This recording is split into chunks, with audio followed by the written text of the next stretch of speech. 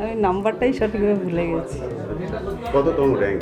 Second হয়েছে। Second হয়েছে। কোন স্কুলে পড়তো? ও নরেন্দ্রপুর রামকৃষ্ণ মিশন।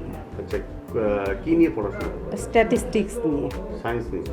হ্যাঁ, ইকোস্ট্যাট নিয়ে পড়েছে। আচ্ছা, তোর ভবিষ্যতে কি হওয়ার ইচ্ছা আছে? ও ইকোস্ট্যাট নিয়ে এগোবে। আচ্ছা, পড়াশোনা কতটা?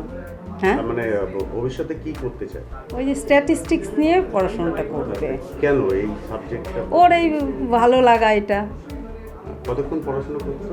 মানে ওই রকম মানে নিয়মিত যে এত ঘন্টা পড়তো সেটাও করতো, কোনো কথা নেই। ওর যতটুকু ভালো লাগতো তো পড়তো।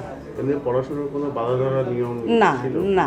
ওখানেই নরেন্দ্রপুরেই থাকতো? হ্যাঁ, নরেন্দ্রপুরে থাকতো। কেন পাঠালেন কেন নরেন্দ্রপুরে? ওই যে মাধ্যমিকে মানে রেজাল্টটা ভালো হলো। কত পার্সেন্ট পেয়েছিল? ও 96% পেয়েছে। আচ্ছা, র্যাঙ্ক করেছিল? না তো র্যাঙ্ক মানে র্যাঙ্কটা করতে পারেনি, সেই আফসোস। তারপর বললো দেখি মিশনে অ্যাডমিশনে চান্স পেয়ে গেল, তারপর ওখানে দিয়ে দেওয়া হলো। তোর বাবা কি করতো? বাবা ব্যবসা করে। ব্যবসা করে। আর আপনি? আমি হাউস ওয়াইফ। House wife. তো ছেলের এই যে সাফল্য এবং পশ্চিমবঙ্গের শিক্ষা ব্যবস্থা, কর্মসংস্থান সব মিলিয়ে কতটা উদ্বিগ্ন নাকি খুশি? কি না, চিন্তিত একটু, চিন্তিত? যে এই সব যা শুনি যে এই চাকরি নিয়ে যা সমস্যা, প্রকৃত পড়াশুনো করেও যারা চাকরি পান না, এর জন্য খারাপ লাগায়। তো কতদিন মানে পড়াশোনার বাইরে ওর কি শখ ছিল? পড়াশোনা মানে ও সুইমিং করতো, আবৃত্তি করে। উনি ছোট থেকেই হ্যাঁ, ছোট থেকে ওকে না আমার কোনো দিন জোর করে পড়াশুনো করাতে হয়নি, ও ভালোবেসে পড়াশোনাটা করেছে। আগে কোন স্কুলে পড়তো? আগে গভর্নমেন্ট প্যারিচারণ পিসিএস হাই স্কুলে পড়তো। তো একটাই তো ছেলে। হ্যাঁ, তো ওকে এরকম আবাসিকে পাঠিয়ে কষ্ট? প্রথম খুব কষ্ট হয়েছে, কিন্তু ওই যে ছেলের ভালোর জন্য একটু ত্যাগ করতে হয়েছে আমাদের। কি নাম?